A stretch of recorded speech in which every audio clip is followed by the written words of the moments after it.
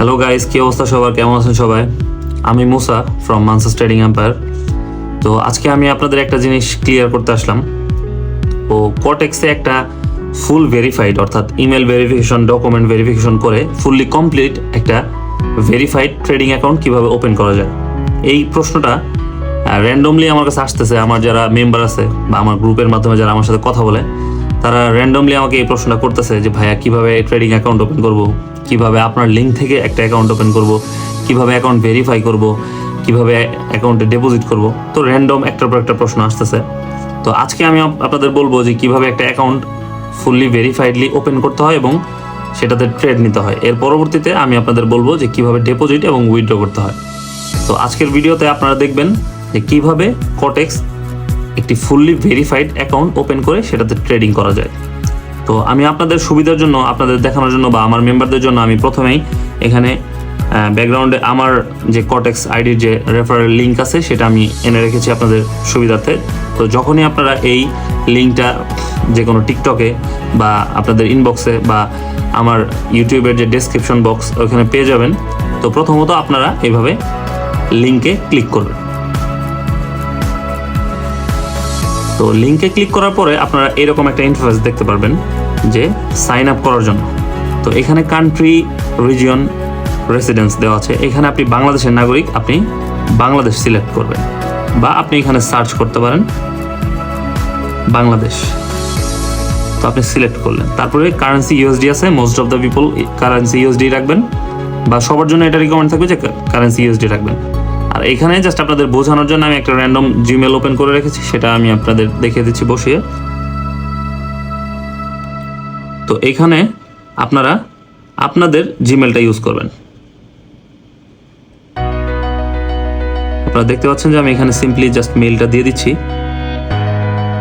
Just আমি একটা random mail use করেছি, আপনারা আপনাদের একটা ফ্রেশ ভালো মেইল এখানে ইউজ করবেন, যাতে সেটার মাধ্যমে আপনি অ্যাকাউন্ট পরবর্তী রিকভারি বা যে কোনো কোড বা যে কোনো কিছু আপনার ওই মেইলেই যাবে। তো তারপরে আপনারা দেখতে পাচ্ছেন যে এখানে মেইল দেওয়া হয়ে গেছে। তো এখানে আমি একটা র্যান্ডম পাসওয়ার্ড দিয়ে দিচ্ছি, ধরেন সাগর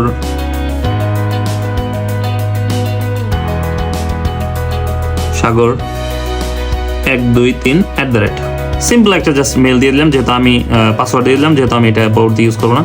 তো এখানে দেখতে পাচ্ছেন নিচে দুটো কন্ডিশন আছে। I confirm that I am 18 years old or older accept service agreement, মানে আপনি 18 বছরের উপরে এটা আপনি কনফার্ম করতেছেন এবং আপনি কটেক্সের সব নিয়ম নীতি বা সার্ভিস এগ্রিমেন্টের সাথে একমত পোষণ করতেছেন। এটাতে আপনি একটা রাইট চিহ্ন আছে, এখানে ক্লিক করবেন। I declared and confirm that I am not citizen or residence of the US for tax purpose, আপনি ইউএস এর রেসিডেন্স নন বা ট্যাক্স পেয়ার নন, এটা আপনি কনফার্ম করতেছেন। এখানে আপনি একটা টিক দিয়ে দিবেন। তো অবশ্যই কিন্তু আপনার ট্রেডিং করতে হলে আপনার অবশ্যই 18 বছর থাকা লাগবে, কারণ এটি অবশ্যই একটি রিস্কি বিজনেস। তো এখানে আপনি 18 বছরের নিচে ট্রেডিং করতে পারবেন না, কারণ এখানে লাভ এবং লস উভয় হওয়ার পসিবিলিটি থাকে। তো আপনি 18 বছর বয়স হলে নিজের সুবিধা মতো বুঝে আপনি ট্রেডটা করতে পারবেন, বা আপনি নিজের ফাইন্যান্সিয়াল কন্ডিশনগুলো বুঝে এবং ফাইন্যান্সিয়াল কন্ডিশনগুলো মিট করে দেন হচ্ছে আপনি ট্রেডিংটা করতে পারবেন। এর জন্য এখানে এই ইয়াটা দেওয়া। তো দেন সিম্পলি আপনি এখানে রেজিস্ট্রেশনে ক্লিক করবেন।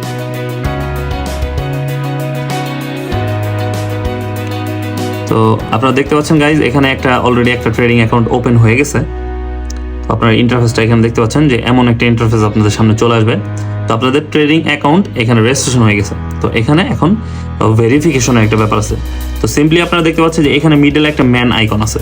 এই ম্যান আইকনে আপনারা চলে আসবেন ভেরিফিকেশনের জন্য।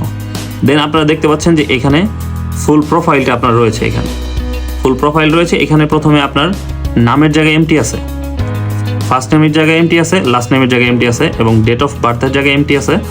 আপনার যে অ্যাড্রেস এখানে এমটি আছে। আর আপনার যে মেইলটা আনভেরিফাইড দেখাচ্ছে। তো এই আনভেরিফাইড মেইলটা ভেরিফাইড করার জন্য আপনাদের হোমে ক্লিক করে চলে যেতে হবে মেইলে।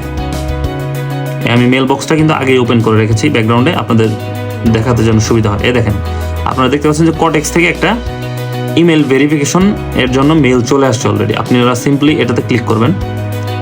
ক্লিক করার পরে কনফার্ম দ্য মেইলে ক্লিক করবেন। মেইলের ভেতরে আপনারা কিন্তু কনফার্ম দ্য মেইলে ক্লিক করেছেন। আপনারা দেখতে পাচ্ছেন যে এখানে ভেরিফাইড লেখা চলে এসেছে। তো এখানে ভেরিফাইড লেখা চলে এসেছে এবং আপনাদের প্রোফাইলে দেখছেন আপনাদের নাম, last name, date of birth, address সব কিছু এখানে ফাঁকা। তো আমি জাস্ট এখানে নামগুলো ইনপুট করে দিচ্ছি। এমডি,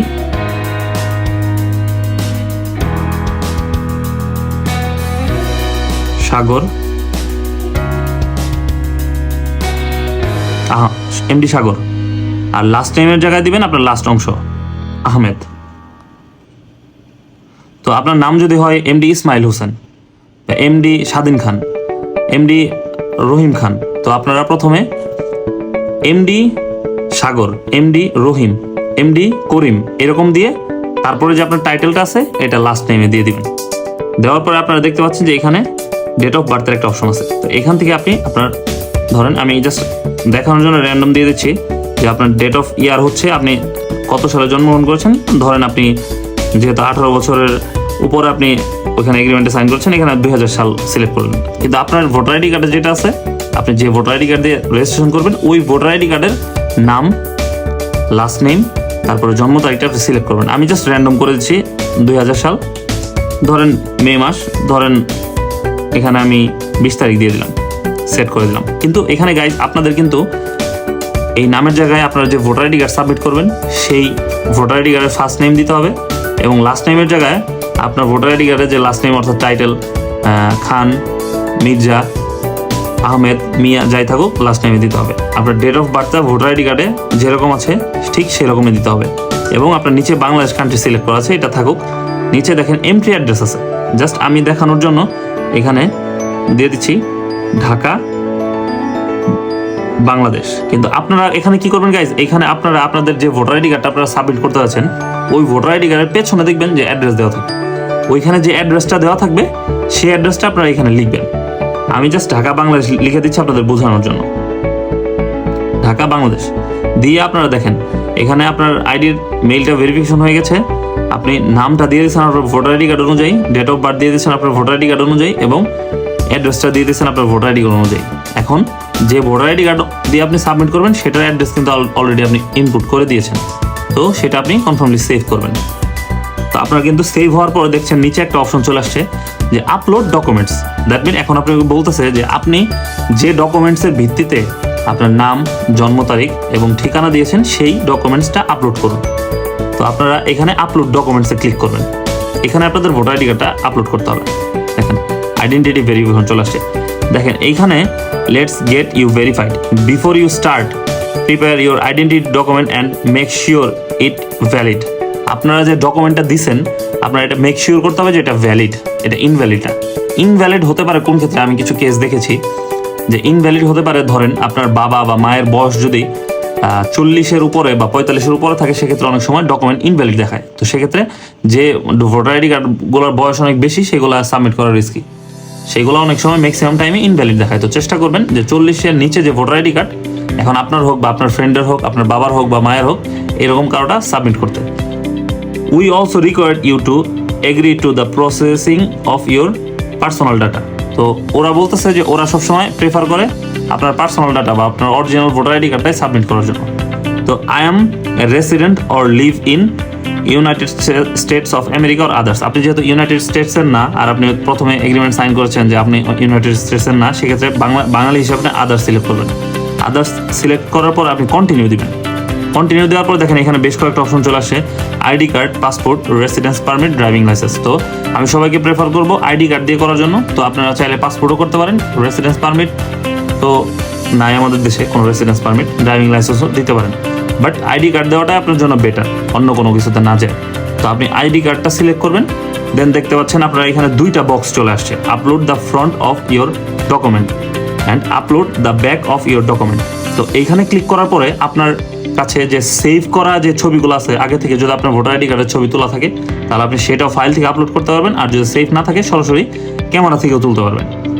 সেম এইখানেও যদি আপনার ব্যাক পার্ট তোলা থাকে আগে থেকে ভোটার আইডি কার্ডের, সেটাও আপনি আপলোড করতে পারবেন ফাইল থেকে, আর যদি তোলা না থাকে আপনি ডিরেক্ট ছবি তুলে এখন নগদ আপলোড করতে পারবেন। তো সেক্ষেত্রে আমি ফ্রন্ট পার্টে ক্লিক করছি। ফ্রন্ট পার্টে ক্লিক করার পর দেখতে পাচ্ছেন আপনার গ্যালারি, মাই ফাইলস, অন্যান্য অনেক কিছু চলে এসেছে। আমি নগদ এখন তুলে সাবমিট করব। আমি ক্যামেরা সিলেক্ট করলাম। ক্যামেরা সিলেক্ট করার পরে আমি জাস্ট একটা random voter ID card just দেখানোর জন্য এই দেখতে পাচ্ছেন যে এইভাবে আপনি ফ্রন্ট পার্টটা তুলে এইভাবে ছবি তুলে আপনি সাবমিট করবেন। আমি কিন্তু হাত দিয়ে এখন যদি ছাপায় তুলে সাবমিট করি এটা কিন্তু হবে না। আবার ধরেন এটা যখন আপনি তুলে ওইটা আপলোড করে দিলেন, তারপরে আপনি এইখানে আবার ব্যাক পার্টে আইসা এই সেম আইডি কার্ডের এই যে দেখতে পাচ্ছেন যে ব্যাক পার্টটা এখানে আপনি আপলোড করবেন। এই ব্যাক পার্টটা আপলোড করার পরে দুইটা পার্ট আপনি যখন আপলোড করবেন তারপরে আপনার আপলোড ডকুমেন্টসে ক্লিক করতে হবে। তো দেখতে পাচ্ছেন গাইজ, আমি আপনাদের যেভাবে বলতেছিলাম আমি ভোটার আইডি কার্ডের ফ্রন্ট পার্টটা এখানে আপলোড করে দিয়েছি এবং ব্যাক পার্টটা এখানে আপলোড করে দিয়েছি। তো এই দুইটা ফ্রন্ট পার্ট এখানে আপলোড এবং ব্যাক পার্ট এখানে আপলোড করার পরে আপনি নেক্সটে ক্লিক করবেন। আপনি দেখছেন thank you, we are processing your data, your verification status will be update automatically. Load নিচ্ছে দেখছেন। আপনারা কিন্তু দেখতে পাচ্ছেন যে এইটা দ্বারা আপনার আইডিটা কিন্তু fully document has been checked and your identity has been verified. আপনার অ্যাকাউন্ট কিন্তু ফুললি ভেরিফাইড হয়ে গেছে অলরেডি। তো আপনার একটা কোটেক্স ফুল ভেরিফাইড অ্যাকাউন্ট কিন্তু ওপেন হয়ে গেছে।